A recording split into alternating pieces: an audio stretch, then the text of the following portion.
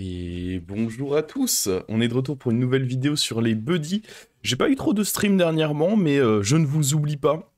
J'en ai malgré tout profité pour prendre quelques petites vidéos hors stream afin de vous proposer du contenu comme d'habitude tous les jours 18h.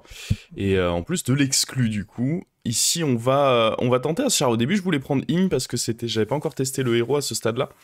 Mais Asciara, je me dis qu'il y a vraiment des choses sympas à faire avec. C'est la première fois que, il me semble, le buddy d'Asciara qui rejoue les sorcelleries coexiste avec le Deep Blue. Du coup, bon, il y a des choses à faire, je me dis.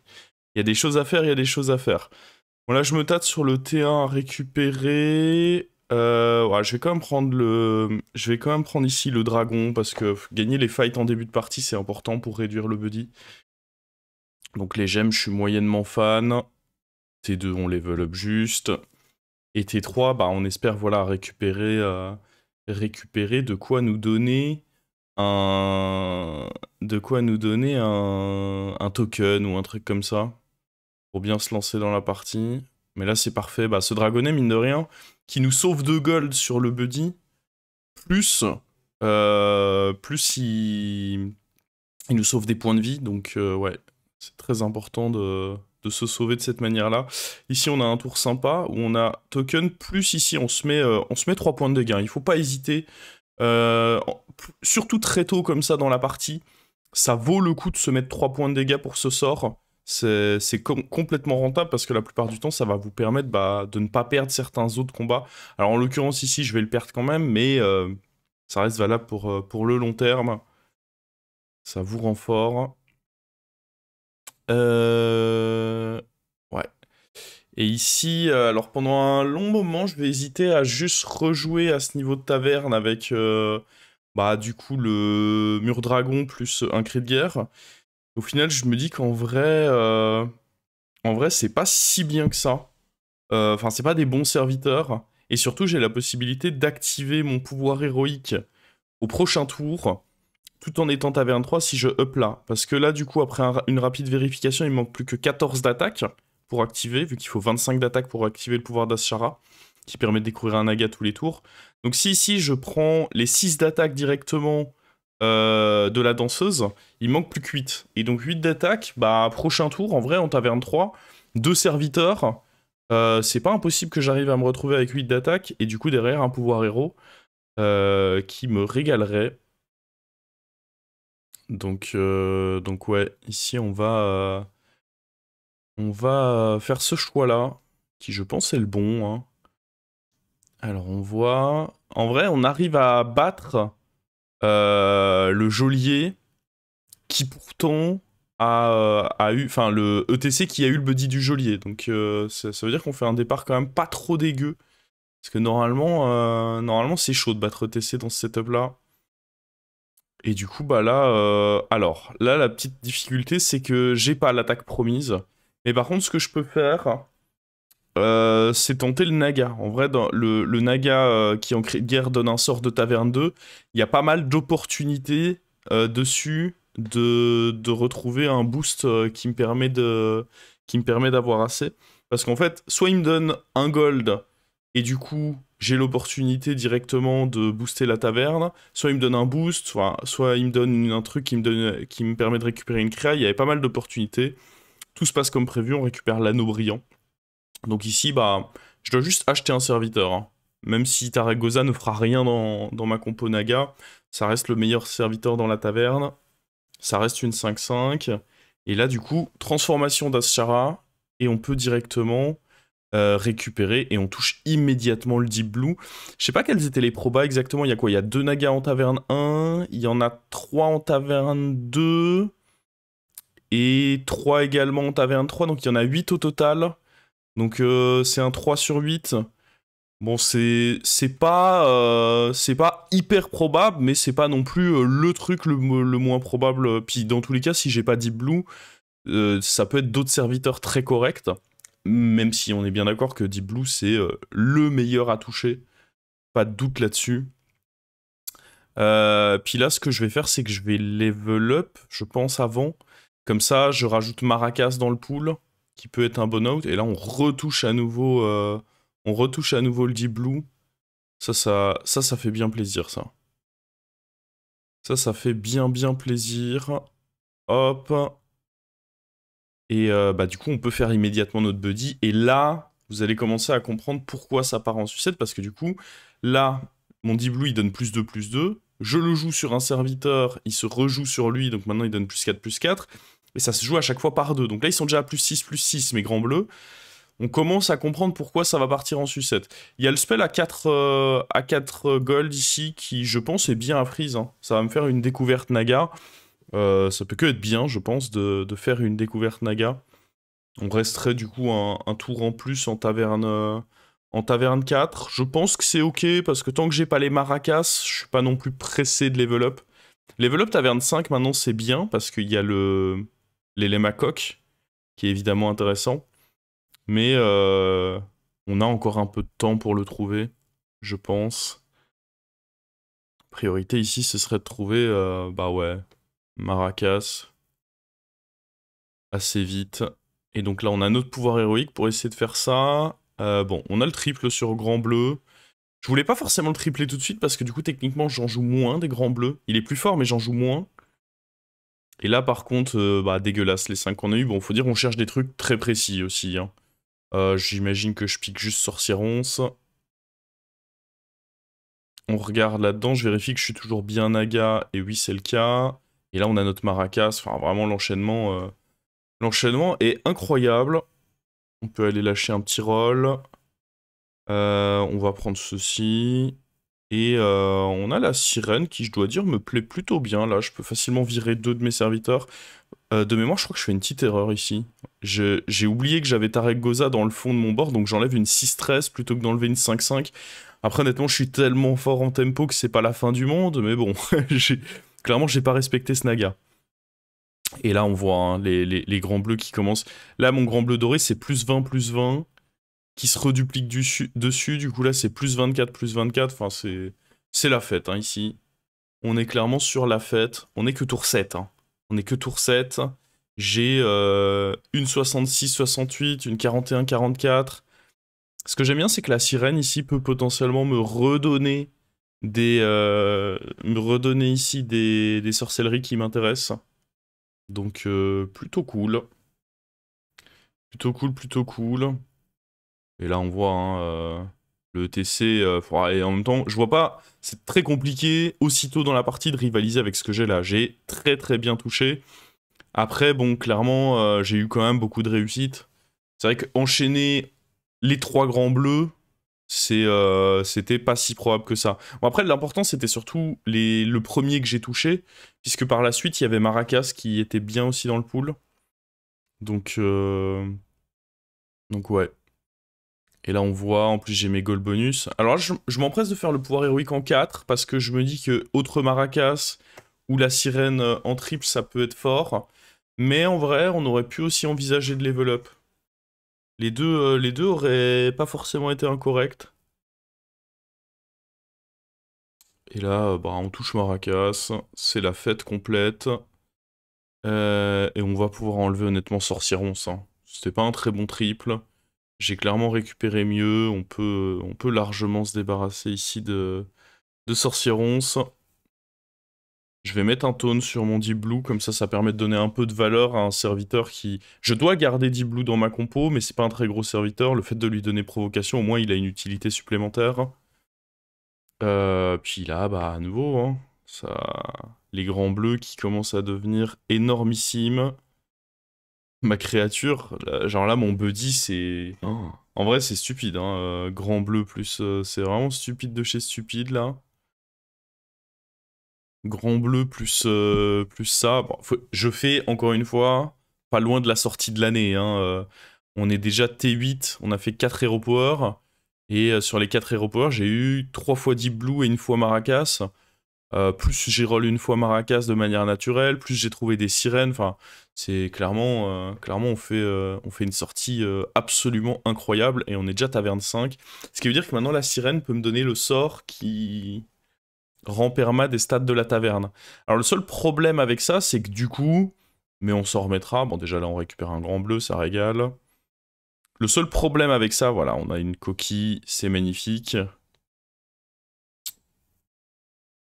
Seul problème ouais, qu'on pourrait voir avec ça, c'est que du coup, les sorcelleries, je les joue dans la taverne, et donc ça ne combine plus avec mon buddy. Si on veut vraiment chipoter, c'est vrai que c'est un peu le côté qui est dommage. Et là, bah, les sirènes ont régalé, hein, elles m'ont donné chacune 3 spells. Vraiment, on est sur la game du régal. Je pense que le héros est très stable actuellement, mais là, on est sur la game du régal, faut le dire.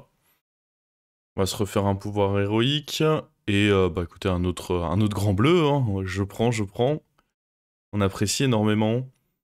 Myrmidon, le truc, c'est que c'est trop peu probable que j'arrive à mettre les stats exactement sur lui. Ça, je prends parce qu'il peut y avoir des trucs forts dedans.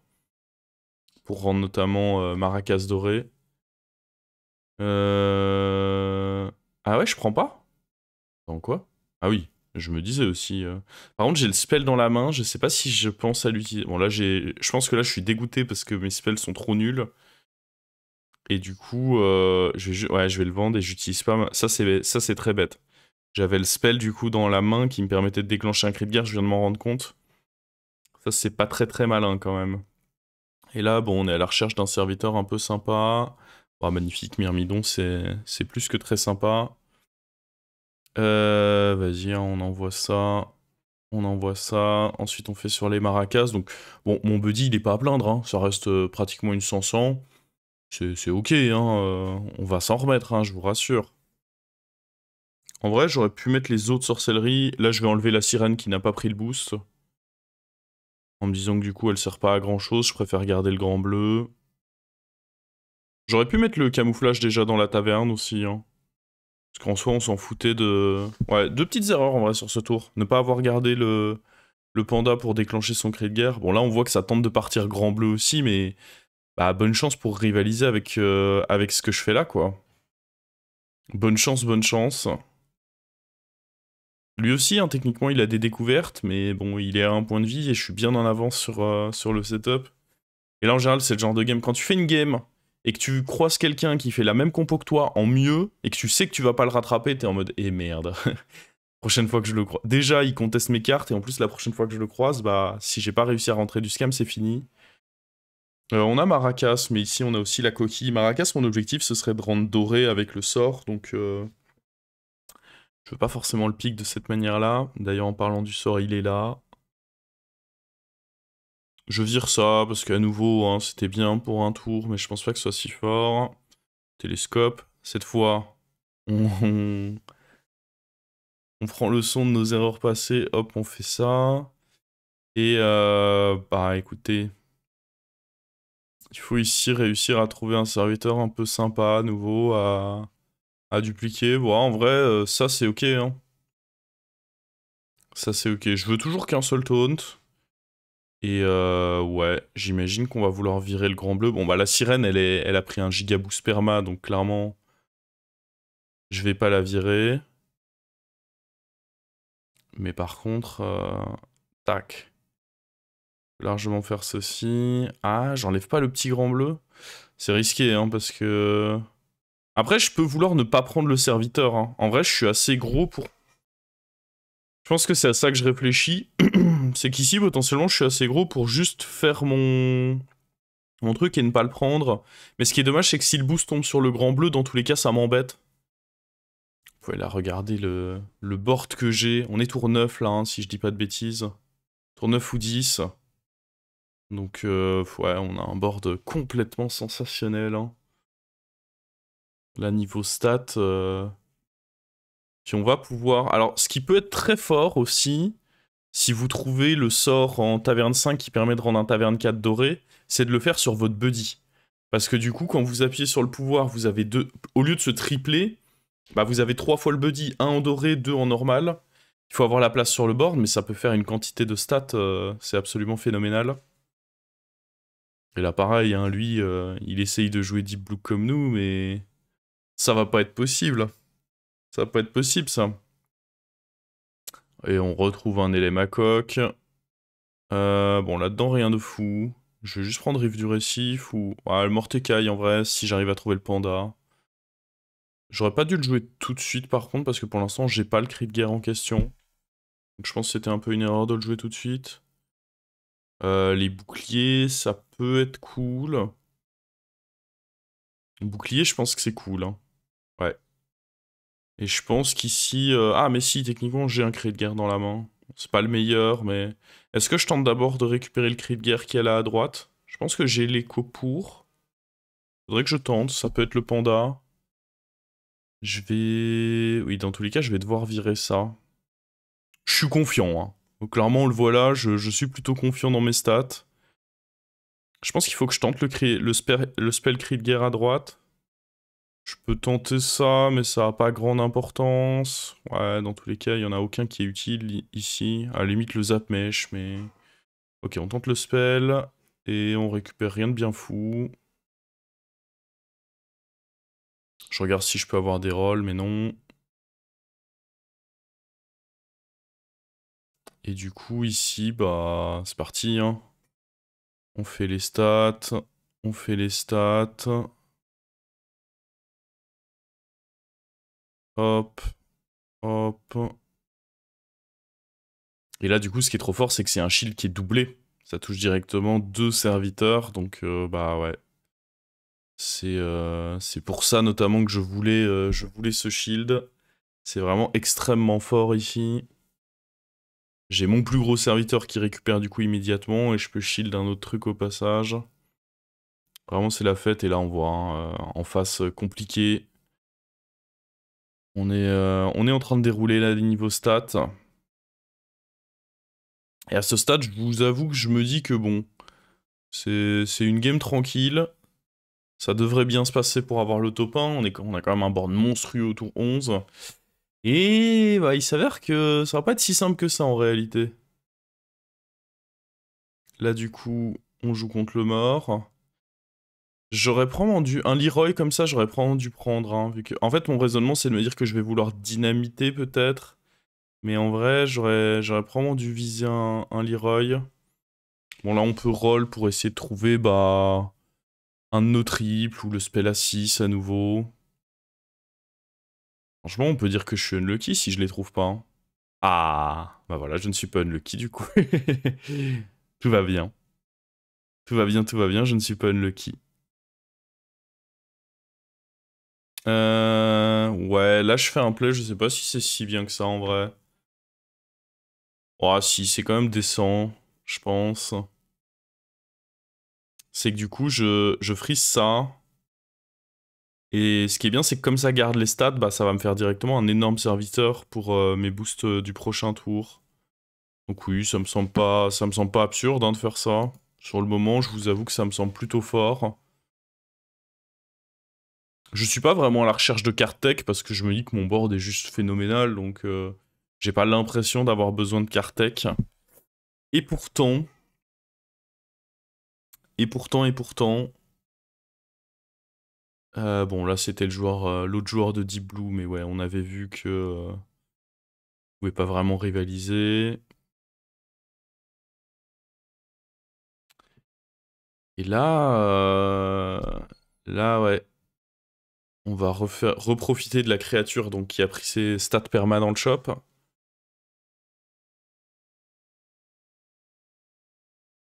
Donc on joue nos Deep Blue. Bon là on a rien d'intéressant, mais bon ça reste un gold. Hein. On joue nos Deep Blue sur nos maracas. Ouais. Ouais. On remet un spell permanent sur la créa dans la taverne. On lui remet un spell. Et du coup, on vole des 300-300 au lieu de voler des 200-200. C'est techniquement un peu mieux, quoi. Là, je me dis que je suis en finale, donc je me permets de virer mon petit taunt. On achète ça. Et on retrouve un shield.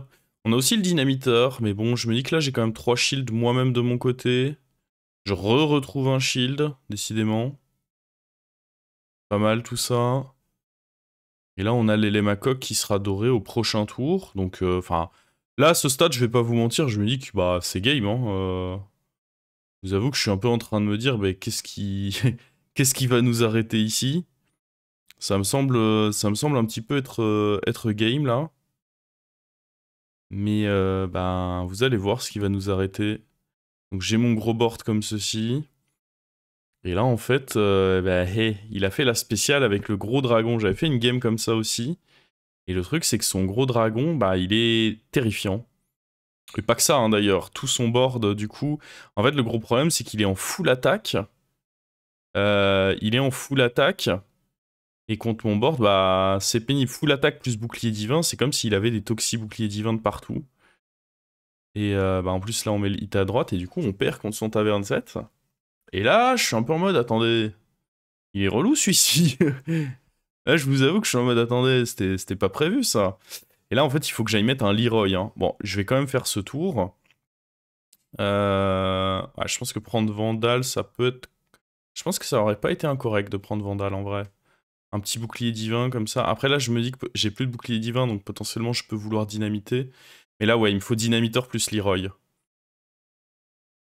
Je pense que prendre le spell, c'est pas si utile que ça. Dans tous les cas, j'ai assez d'attaque sur mes serviteurs. Prendre le bouclier divin, en vrai, c'était peut-être pas incorrect. Mais ouais, là, ce qu'il me faut, c'était... Là, je suis un peu en mode merde. J'avais pas anticipé que j'allais avoir besoin de Kartek. Et là, en très peu de temps, je suis en mode à la recherche des Kartek. Ok, par contre, là, il y a Dynamiteur. Ok, ici, je sais ce que je dois faire avec le recul, mais je ne sais pas si je l'ai fait. Mais ici, je dois prendre Dynamiteur plus Sorcieronce. Et je me souviens plus si je l'ai bien fait comme il fallait. Bon, ça, on fait. C'est à peu près sûr. Et là, en fait, ici, il faut que je récupère Sorcieronce, mais également le Dynamiteur. Ah non, je fais ça. Mais il faut que je mette le bouclier de manière perma ici, à la limite. Quitte à faire ça, il faut que je... Ouais, non. Je le mets sur mon plus gros serviteur. Ça, c'est pas bien joué. Quitte à faire ça, je pense que déjà, de base, je dois plutôt juste prendre le Dynamiteur. Ah, et en plus, je crois que je vais mettre un... Non, je vais pas mettre un autre taunt. Ah, mais si! C'est ça. C'est que du coup, ça duplique le taunt parce que ça le joue sur lui. Et ça, c'est terrible comme erreur. Là, en vrai, bon, au final, ça se met... Ouais, non, on peut pas dire que ça se met ok, c'est terrible. Parce que là, du coup, je me fais fumer mon truc. Ah, là, vraiment, horrible tour de ma part.